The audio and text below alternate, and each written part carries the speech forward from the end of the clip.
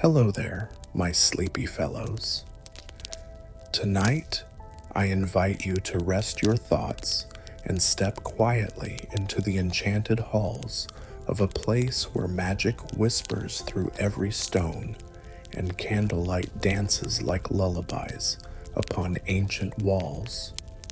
This is not just any tale of Hogwarts, but a forgotten one, a hushed story of a portrait that hangs in silence, and the student who never truly lived, but somehow still lingers within the frame. In the heart of the castle, tucked between winding staircases and velvet-hung corridors, there is a room that most pass by without a glance. No great secrets, no forbidden locks, just an empty classroom that holds a single painting. A portrait with no plaque, no known name, and eyes that seem just a little too alive. What if I told you that long ago, before Harry ever stepped through the great oak doors, before Hermione's clever hands turned pages by moonlight, before even the marauders scribbled their secrets on parchment, there was a whisper of a student who might have been a magical echo never enrolled, yet never erased. The night is calm now. The fire has softened to gentle embers. The stars beyond the castle's high windows blink slowly, watching with kind wonder. Let's take a deep breath together and let the world grow quiet around us as we journey into a softer kind of magic, one woven with forgotten dreams and stories stored where no one thought to look. If you enjoy being wrapped in gentle spells and sleepy adventures, do consider subscribing or leaving a soft sign of appreciation. It means ever so much and keeps the stories glowing like lanterns in the dark. Now, hush. Listen to the quiet creak of the castle floorboards. The wind is moving through the enchanted tapestries, and the portraits have begun to murmur. The clock tower tolls once, just once, as though announcing something small, something secret. We begin in the late hours, just before dawn, when Hogwarts is at its most magical, not loud, not bustling, but still. A time when memories and magic mix gently in the air like warm steam from a teacup. This is the story of a portrait and the student who never was, but who waited patiently, just in case someone one day might notice. Come with me now. The corridor is quiet, and our story has just begun. The story truly begins on a quiet afternoon when Hogwarts feels less like a school and more like a living memory. Sunlight drifts lazily through tall windows, settling on stone floors warmed by centuries of footsteps. It is during one of these gentle hours that we find Harry Potter wandering without urgency, his books tucked loosely under one arm. Harry has grown used to the castle's moods. He knows when it hums with excitement and when it exhales into stillness. Today, Hogwarts feels thoughtful, reflective. Harry doesn't know why he has taken the long way back from the library, only that his feet seem to remember paths his mind has forgotten. Not far behind him walks Hermione Granger, quietly reading as she moves, her steps perfectly timed so she never bumps into a suit of armor or a drifting tapestry. She has always loved the calm parts of the castle most, the places where knowledge sleeps instead of shouts. Hermione senses, even now, that Hogwarts has something new to teach her, or perhaps something very old. Trailing them both, with a yawn he doesn't bother to hide, is Ron Weasley, who insists he only came along because the common room was too loud for a decent nap. Yet even Ron, with his easy humor and half-lidded eyes, feels the strange comfort in the air. He slows his pace without realizing it, glancing around as though the walls themselves might start speaking. And then there is Luna Lovegood. She is already there. Luna stands at the far end of the corridor, gazing at something none of the others have noticed yet. Her hands are folded behind her back, her expression peaceful, as if she has been waiting, not for people, but for a moment. Luna has always understood Hogwarts differently. Where others see moving staircases, she sees patience. Where others see portraits talking over one another, she hears loneliness. "It's been lonely," Luna says softly when the others approach. "What has?" Ron asks, though he already suspects the answer won't be simple. Luna turns slightly and smiles. "The space, right here." Harry follows her gaze, and for the first time, he notices it, a portrait hanging between two larger frames. It is not grand, not famous, just a student, seated calmly, hands folded, eyes kind, but uncertain. There is no nameplate, no record, no memory that Harry can recall. Hermione frowns gently. "That portrait wasn't here before." Luna nods. "It was, just not noticed."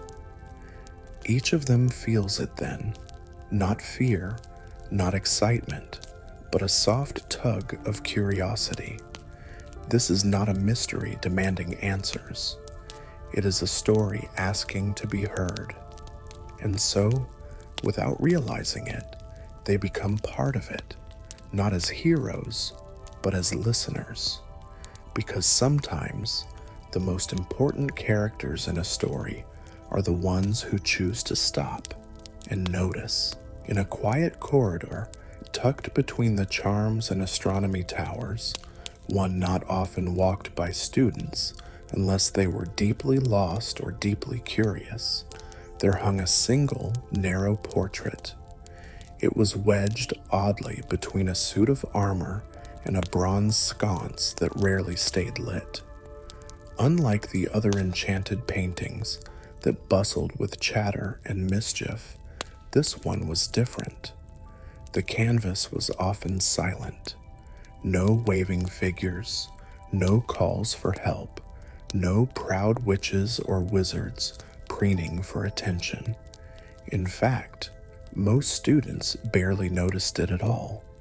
But this evening, as twilight settled gently over the castle and the halls dimmed with the golden hush of lantern light, something about the portrait began to stir. It was Hermione Granger who first saw it that night. She had stayed late in the library, again. Not for homework this time, but because Madame Pince had let her help organize a shelf of forgotten journals, some dating back to the founding of Hogwarts itself. Time had passed unnoticed, as it often did when books were involved, and when Hermione finally glanced up at the timepiece floating near the rafters, her eyes widened. Curfew was in 10 minutes. Gathering her things in a hushed flurry, she wrapped her cloak tightly around her and slipped out of the library, her footsteps echoing softly against the stone. The usual path to Gryffindor Tower was blocked by Peeves, who was amusing himself by jamming butterbeer corks into every keyhole along the 5th floor corridor. Hermione decided to take the long way, past the lesser-used northern wing. As she moved through the dimly lit passage, she slowed, drawn by a flicker in the corner of her eye. The hallway was empty, or nearly so. One lantern had flared unexpectedly and cast an odd light across the wall where the strange portrait hung. Hermione turned to look. She had passed this hallway before, surely, but had she ever truly noticed that painting? It depicted a boy, perhaps 12 or 13, in Ravenclaw robes. His hair was light and messy, his face solemn. He wasn't moving, not in the typical portrait way, at least. His eyes seemed locked in one direction, always staring slightly off to the left, as though looking just past whoever stood before him. The nameplate beneath the frame had long since faded to nothing. Curious, Hermione stepped closer, peering into the painting. "Hello?" she asked softly. The boy didn't respond. No blink, no twitch, just stillness. She tilted her head, her mind working through the logical possibilities. Perhaps it was simply unfinished magic. Not all portraits were enchanted equally. Some were only painted, not charmed, but as she turned to go, a soft rustle behind her froze her mid-step. The sound didn't belong in the corridor. It wasn't a breeze, nor a trick of the old stone. It had come from the frame. She turned sharply. The boy was gone. The canvas was empty. Hermione blinked, rubbing her eyes. A second ago, he had been there. Still and strange, yes, but there. Now the portrait showed only the backdrop. A muted corner of a stone-walled room, a wooden stool in the background, and a faint outline where a figure once sat. Goosebumps rose gently on her arms, but she wasn't afraid. Not truly. Just puzzled. Puzzlement was far more motivating to Hermione Granger than fear ever could be. She stepped closer again, touching the frame's edge with her fingertips. The paint was old, faded in places, but oddly warm to the touch. Then, quietly, from somewhere far off within the walls of the castle, so faint that it might have been imagined, came the sound of a page turning. Hermione took a step back, her brow furrowed. "That's odd," she murmured aloud, glancing around. "No one reads here." She turned again, deciding it was time to head back. But as she passed the next corner and cast a quick glance over her shoulder, the boy had returned, sitting exactly where he had been before, eyes vacant, staring to the left, and on the stool beside him, a book now rested. She hadn't seen that before. Was it always there? Hermione's mind spun gently as she climbed the winding stairs to the Gryffindor common room. Once inside, with the fire flickering low and Harry and Ron already dozing by the hearth, Hermione sat down in the armchair near the window and tried to shake the odd feeling clinging to her thoughts. She reached for her bag and froze. Tucked between her History of Magic textbook and her notes on protective enchantments was a thin, leather-bound volume. One she hadn't borrowed, one she didn't recognize. Its spine was unmarked, and the pages felt oddly smooth beneath her touch. Opening it carefully, she found only a single sentence written across the first page. Sometimes, even those who were never meant to be remembered still find a way to remain. Her heart thudded gently. The rest of the book was blank.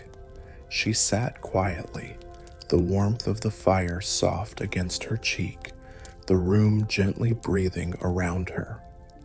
Outside the tower window, stars blinked in the velvet sky, and somewhere deep in the walls of Hogwarts, a whisper of footsteps echoed far too softly to belong to anyone living. She closed the book, holding it close. The boy in the painting. Who was he? And why did it feel like he'd been waiting for her? The following night unfolded slowly, wrapped in a gentle drizzle that tapped softly against the windows of Gryffindor Tower. The castle had grown quieter, as it often did after dinner.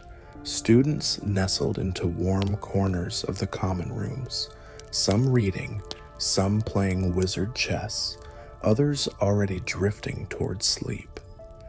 But Hermione Granger sat by the same armchair near the window, the strange spellbook resting gently on her lap.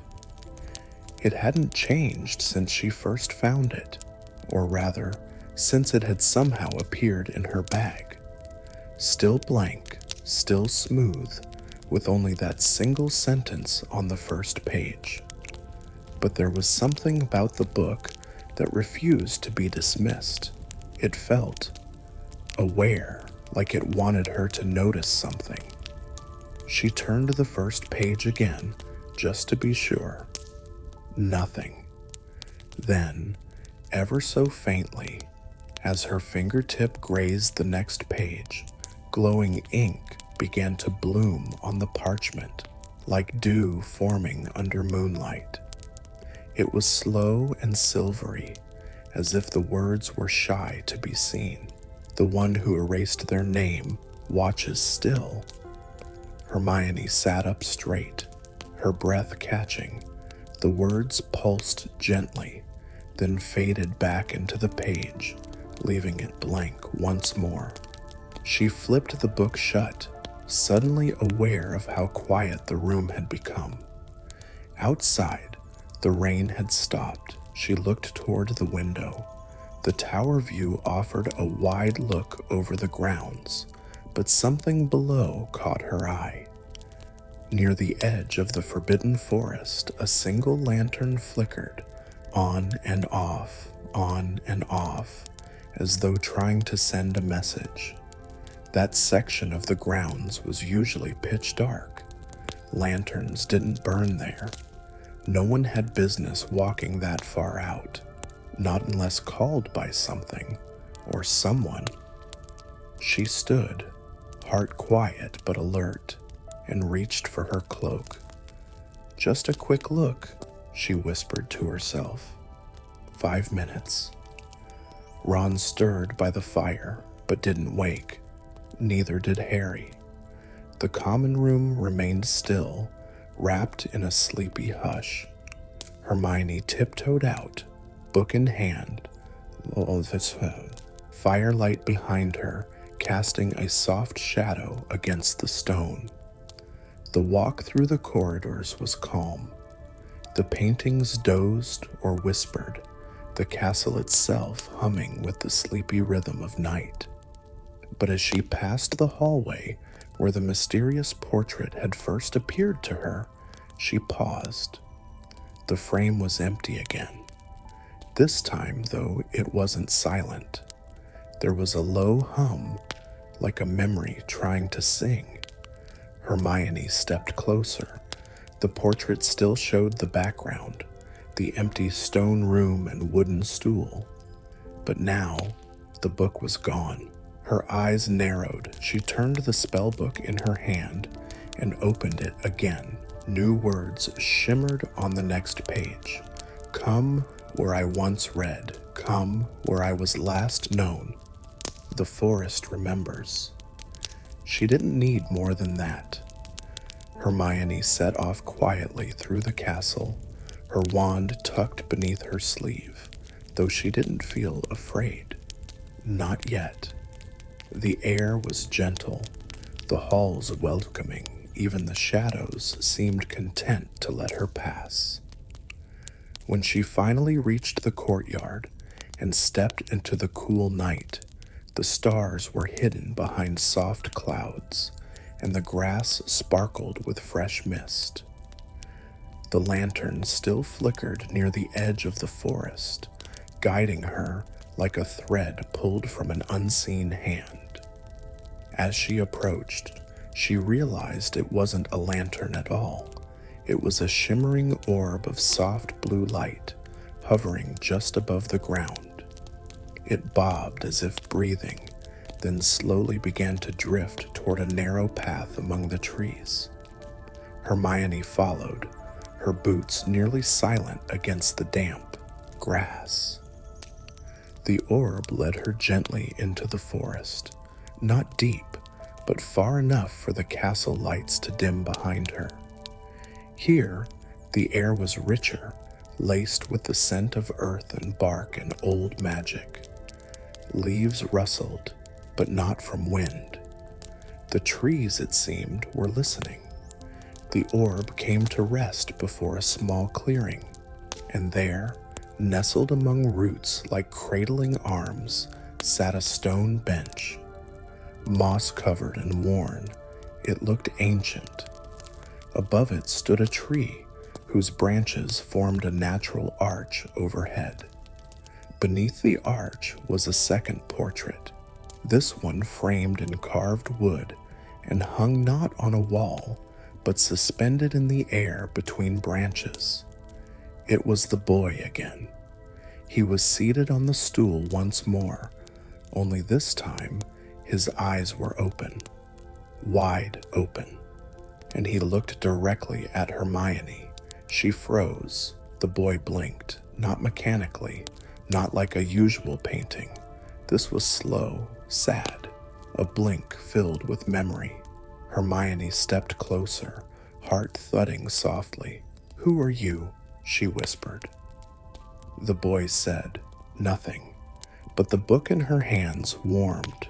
Words bloomed again.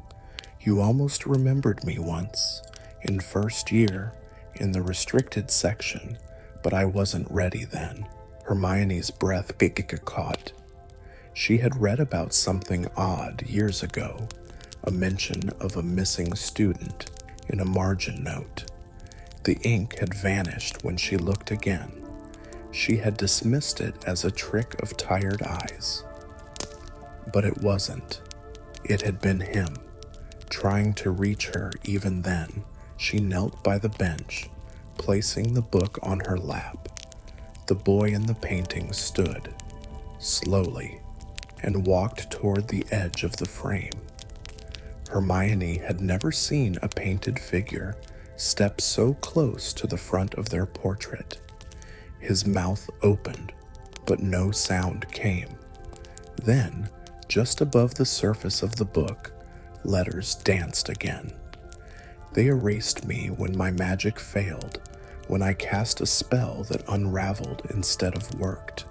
They said it was safer to forget, but forgetting is worse than being gone." Hermione's heart ached. "That's not fair," she said aloud, voice hushed. "Magic should be about trying, about learning." The orb pulsed behind her. The trees rustled again, and then, from the base of the bench, a small drawer slid open on its own. Inside was a single aged scroll sealed in wax. She lifted it carefully. The seal bore the Ravenclaw crest, and a single word etched in delicate runes: "Remember." As Hermione held it, the portrait shimmered. The boy smiled for the first time, a small, quiet smile that said thank you without needing words. Then the orb dimmed, and the painting gently faded until only the frame remained, suspended between the branches. Hermione stood, scroll and spellbook in hand. As she made her way back through the forest's edge, the orb floated one last time beside her, then disappeared into the mist. And somewhere far behind her, deep within the roots of the tree, a name slowly carved itself into the stone beneath the bench, a name that had once been erased, but not anymore. The castle of Hogwarts seemed unchanged the next morning. The bells rang softly, as they always did. The students filled the great hall with gentle chatter and the rustle of parchment. Cups filled themselves with pumpkin juice, toast leapt from platters, and owls swooped above, delivering scrolls and sleepy morning letters. But for Hermione, the world had quietly shifted. The scroll, now tucked inside her bag, had weight far beyond its size. She had yet to open it. Something told her it needed to be read at the right time, in the right place. Until then, it pulsed like a heartbeat. Quiet. Waiting. She hadn't told Ron or Harry, not because she didn't trust them, but because this felt different. Not dangerous, not dark, but private, like a memory meant for one person. And besides, she still wasn't sure what the spellbook was trying to do, or who, exactly, the erased student had been. Later that day, while walking back from herbology with damp gloves and muddy boots, Hermione felt the spellbook shift in her satchel, like it had moved on its own. She paused near the covered archway just before the greenhouses, slipping it out and flipping it open. A fresh page had revealed itself, and there, in the same shimmering ink, was a new sentence. They tried to forget me again today. She blinked. Again? The idea made her stomach twist. Was something or someone still actively trying to erase the student's memory from Hogwarts?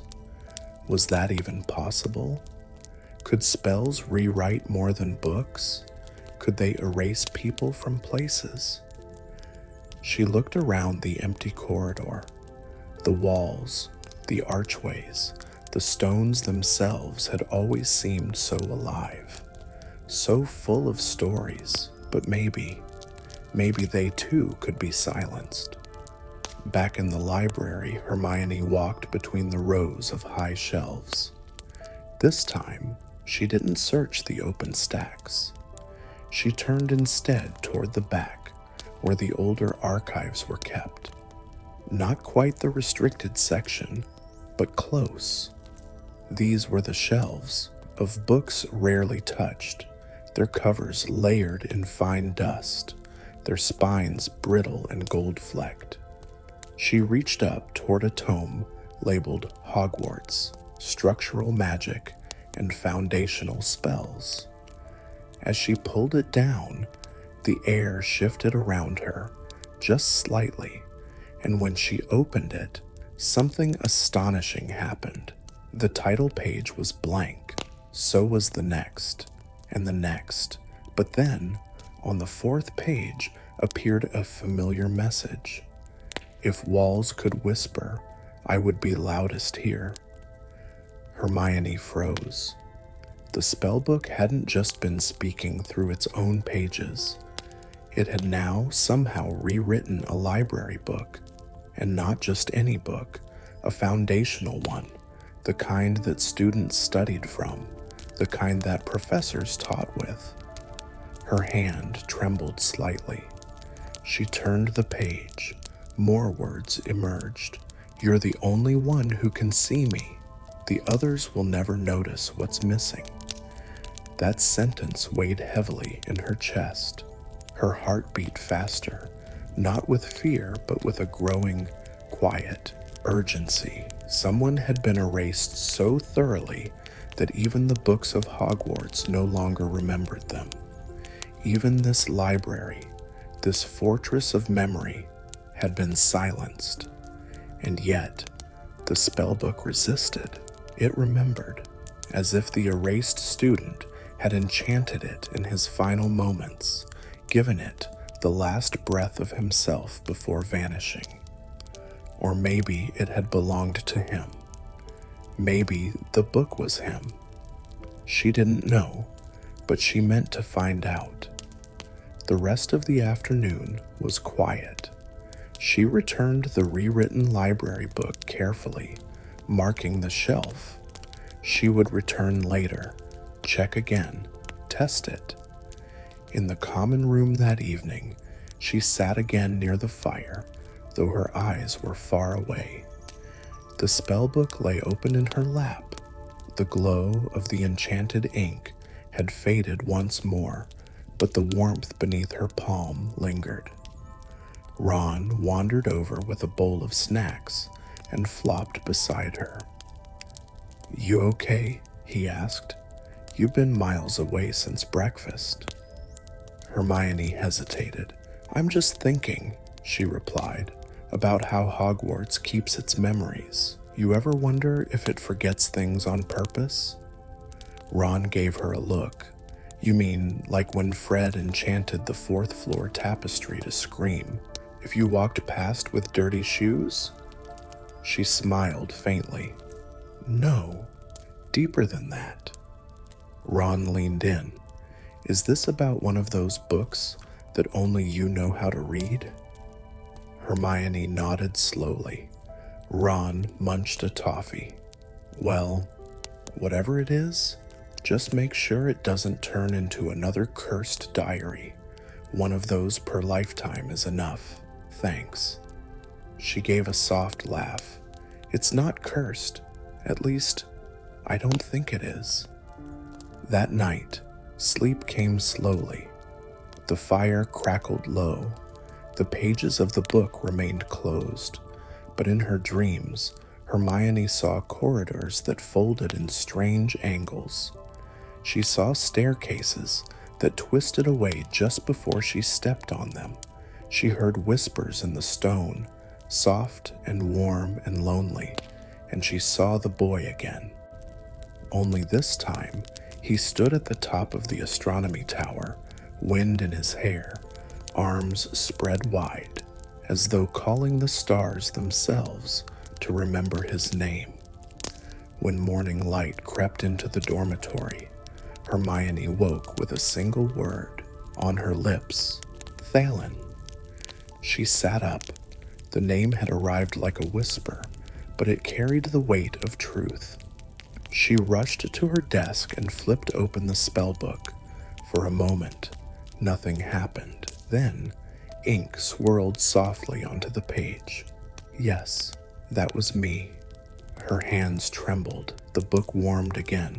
I was a student. I was real. I failed a spell that turned on itself. I didn't hurt anyone, but I scared them, so they made me disappear. Hermione's throat tightened. "What spell?" she wrote, scribbling quickly with her wand tip, enchanted for invisible ink. The reply came slower, one meant to reveal forgotten places. "I tried to show Hogwarts its own hidden memories." A chill ran down her spine. Thalin hadn't been dangerous. He had been curious, like her. A Ravenclaw, no doubt. A student who asked too many questions, who peeled back layers the castle hadn't wanted touched, and when it went wrong, they hadn't helped him. They had erased him, but not completely.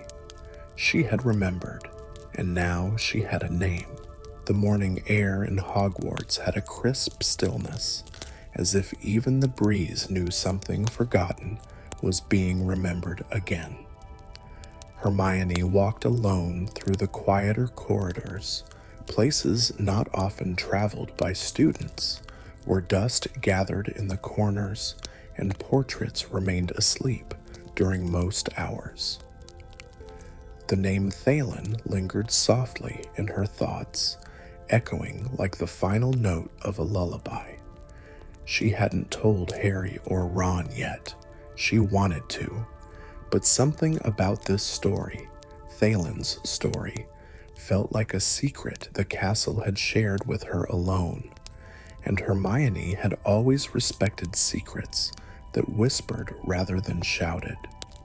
The spellbook still warm from the morning sun on her windowsill, sat nestled in her satchel. It hadn't written anything new since last night, but it didn't need to. It had told her something most people would never believe. A student, years ago, had tried to reveal Hogwarts' forgotten places, and in doing so, had vanished from its very memory. That thought alone made her next choice clear. She needed to go deeper. Hermione found herself standing before a hallway she hadn't seen in a long time, a narrow passage beside the defense against the dark arts classroom. Most students never noticed it, but she had. Once, in her second year, and now it called to her. As she stepped inside, the temperature shifted, the torches dimmed behind her, the floor curved downward, gently. And though the walls were made of the same ancient stone as the rest of Hogwarts, they seemed softer, older. Each footstep was like entering a memory. She took out her wand, not to cast light, but simply to feel its presence. Her fingers brushed against the spellbook's edge inside her bag. It thumped softly, almost like a heartbeat. Then she saw it. A door. It looked like it had once been beautiful, carved with elegant arches and vines, but now it was cracked and worn, nearly hidden behind a shelf of old mop buckets and a crooked suit of armor. It bore no name. Hermione stepped closer. With a whisper, she raised her wand. Alohomora. The door clicked. It opened with a quiet sigh. Inside was a small circular room. Dust hung in the air like memories. At its center stood a pedestal. Upon it, a round mirror faced it upward, reflecting the ceiling, a ceiling that looked like the sky, shifting with sleepy clouds and stars, even though they were deep underground. But there was something else. Floating above the mirror were pages, tattered, golden-edged pages, suspended in slow circles, spinning gently, and they were blank. Hermione stepped into the room slowly, reverently. The spellbook in her bag grew warmer. Suddenly, one of the pages above the mirror shimmered, and words appeared. "You found the room." Her heart quickened. Another page glowed. "This is where I practiced the spell, the one that erased me." Hermione reached into her bag and placed the spellbook on the pedestal. It pulsed. The floating pages circled faster. Then, with a quiet flash, one page descended and joined the spellbook, nestling into its spine like it had always belonged. Hermione's voice was barely a whisper. "You're putting yourself back together." The book warmed in response. A new sentence appeared. "But I need a choice. Yours." Hermione blinked. "A choice?" More words wrote themselves, slower this time. "You can help me return. Help the castle remember, but it may come at a cost. Magic that forgets resists remembering. It will not like what you awaken." She felt it then, the weight of decision, the quiet tension of magic deep within the stones. A battle between forgetting and remembering. If she helped Thalin return, it might stir something ancient, a spell buried by professors who feared its power, magic that wasn't evil, but wasn't meant to be touched. And yet, how could she turn away? He had been a student, a curious boy, like her, and he had been punished not for what he did, but for what he tried to do. She placed both hands on the spellbook. "Then I choose," she said softly. "I choose to to remember. Pages spun faster.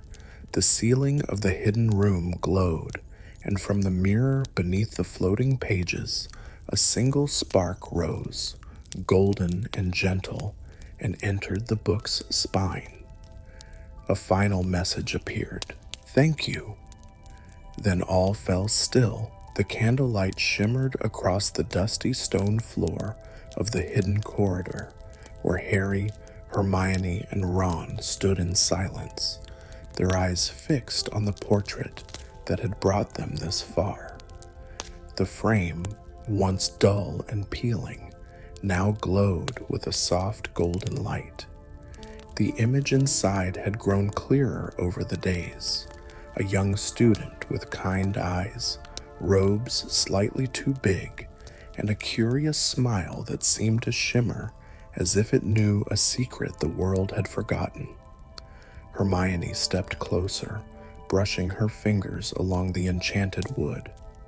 "I think he's been waiting," she whispered, "for someone to see him, to remember him." As if in response, the portrait stirred. The student inside, whose name had not been spoken aloud in 100 years, blinked once, then turned to look directly at them. The soft, worn strokes of paint shimmered with sudden life, and then the image leaned forward slightly, as though crossing the threshold of memory itself. "You found me," he said softly. His voice was distant yet warm, like a memory wrapped in fog. "I didn't think anyone would come back." Harry's heart thudded in his chest. "Who are you?" The boy in the painting looked down for a moment. "I was once called Emrys Wren," he said. "I came to Hogwarts long ago, but I never truly stayed." Ron frowned. "What does that mean? You were a student here?" Emrys nodded slowly. "For a little while. I had magic, but not enough. Not the kind that lasts. My spells would work, then vanish. My name didn't show on records for long. The castle tried to remember me, but something pulled me away." Hermione looked stunned. "You were erased?" "No," Emrys said gently.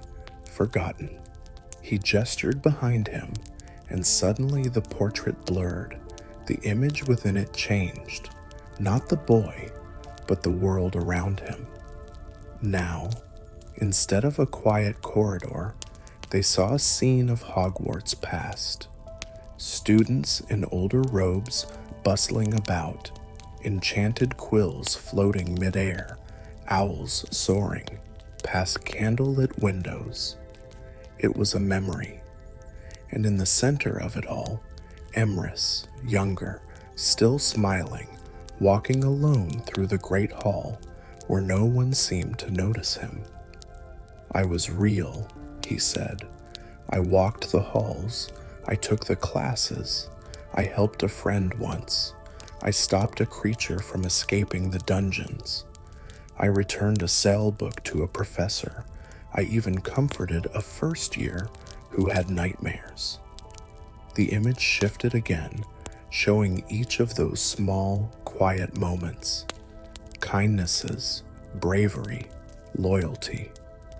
"But I didn't belong to any house. I was never fully sorted. I never made it to a second year. I was in between, magic fading too fast. And then, one day, I was gone." "But the castle remembered you," Harry said quietly. "Yes," Emrys replied with a smile. "A little bit. Not in the books, not in the lists, but in the walls, in this portrait the castle painted me." Hermione's eyes welled up. "A self-made portrait? The castle must have preserved the memory of you. That's incredible. A magic of its own." Emrys nodded. "It remembered what the world forgot. It gave me a place again, a room, a name. a voice. Behind them, the corridor shimmered, and from the walls, soft light began to pour out. One by one, other portraits appeared, faint, sepia-toned figures that had never been seen before. Students who helped in quiet ways. Those who never got their names on plaques or in stories, the overlooked, the almost forgotten. I wasn't the only one, Emrys said. There were others like me, students who came for a time, whose stories faded. This room became a place for our memories to sleep. Ron's voice was quiet now. And you've been alone here all this time? Not alone, Emrys said. We had each other, but we waited for someone to find us, someone to remember that even the smallest acts of magic, of kindness, matter. Harry stepped closer, heart full. They do. A soft breeze passed through the corridor, though no windows were open. It carried the scent of old parchment, sugar quills, and distant rain, the feeling of Hogwarts itself. A warmth filled the air, as if the castle had exhaled a breath it had held for a century. Then something magical happened. A name appeared beneath the portrait's frame, etched in gold letters, Emrys Wren. Welcome home, whispered the castle, and for the first time, the boy in the painting smiled without hesitation. The shadows behind him lifted, the golden glow expanded, spilling down the walls like dawn, breaking over a forgotten field. The trio stood in awe. You gave me back my story, Emrys said. Thank you. Hermione reached into her satchel and pulled out a notebook, gently opening a fresh page. We'll make sure the world knows. I'll add your name to the archives, the official ones. Ron smiled. And we'll tell others too, about this place, about you. As they turned to leave the corridor, the portraits dimmed back into their quiet slumber. But now, each frame had a name, each had a soft glow, each had been seen. At the end of the hallway, the enchanted door swung open without a sound, bathed in morning light, and behind them, Emrys Wren's voice whispered one final time, even forgotten magic has power, especially when someone chooses to remember. As the trio stepped out of the hidden hallway and into the quiet stillness of the main castle, the air felt different. Not heavier, not lighter, just calmer. There was something in the silence now that wasn't emptiness, but peace. The echo of old magic still lingered, not the kind that shimmered and sparked, but the kind that whispered through stones and remembered every footstep taken in kindness. The enchanted door behind them, once forgotten in the folds of Hogwarts' secret corridors, gently sealed shut. It did not vanish, but faded into the wall like a memory gently tucked away. If someone knew where to look or had a reason to seek, it might open again, but for now, it rested, as did the portraits inside. Hermione's hand remained pressed over her notebook, the name Emrys Wren already inked at the top of a page titled The Lost Ones of Hogwarts. The parchment felt warm under her fingers, like it had accepted the memory as truth. She looked over at Harry and Ron. No one spoke, but all three knew something important had been set right. Back in the Gryffindor common room, the fire had burned down low, casting long shadows across the familiar walls. The others had gone to bed long ago. Only Crookshanks stirred lazily by the hearth, blinking once as the trio entered and then curling back into his circle of warmth. Harry settled into his favorite chair, the one that always leaned a little too far to the left. He stared into the flickering embers, watching how they danced, not with urgency, but with a gentle rhythm, as if echoing the breath of a castle that had let go of a secret long held. "You think there are more like him?" Ron asked quietly, pulling off his cloak and tossing it toward the couch. "More Emrys Wrens, I mean?" Hermione nodded slowly.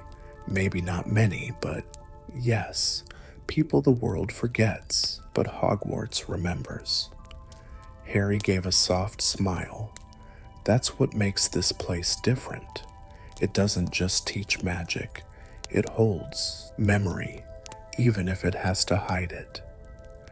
The thought settled over them like a blanket, heavy in meaning, but soft in feeling.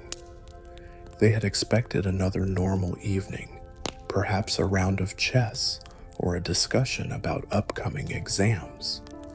Instead, they had uncovered a thread of the past woven so gently into the fabric of Hogwarts that only the quietest hearts could have followed it.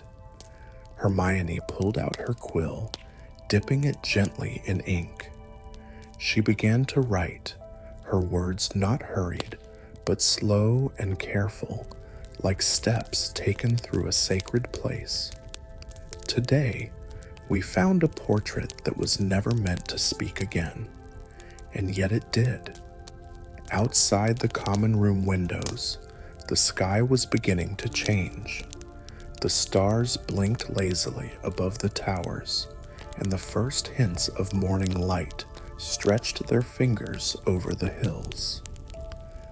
Dawn at Hogwarts was always quietest just before it arrived, as though even the sun tiptoed around the castle's dreaming walls. In the shadows of a hallway far below, the portrait of Emrys Wren hung quietly. His smile remained, peaceful now, not waiting, just watching.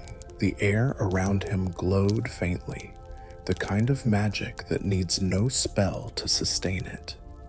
One by one, the portraits of the forgotten stilled into restful slumber, not erased, not hidden, just remembered. And far above, in the Gryffindor Tower, Harry, Ron, and Hermione finally allowed themselves to rest. No grand feast celebrated their discovery. No house points were awarded. But in the silence of their dormitory, with the morning birds beginning their sleepy songs, they knew they had changed something. Not in the grand halls or in the great books of history, but in the quiet corners of Hogwarts, where old magic sleeps and the kindest stories live on. Purple spells.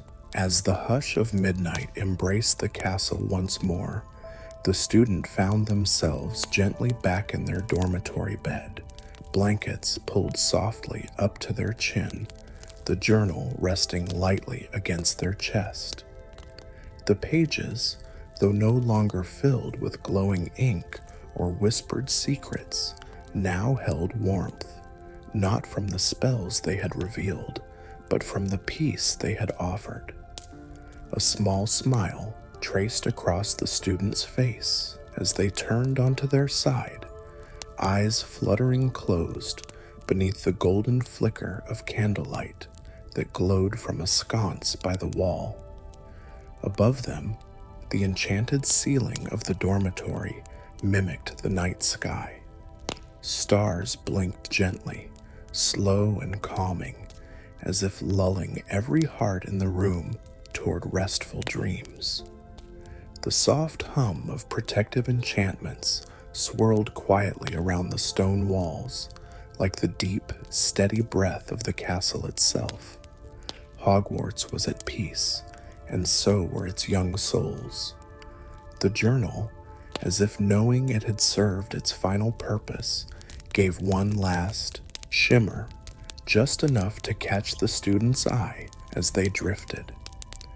It was not the kind of glow that invited further mystery or adventure.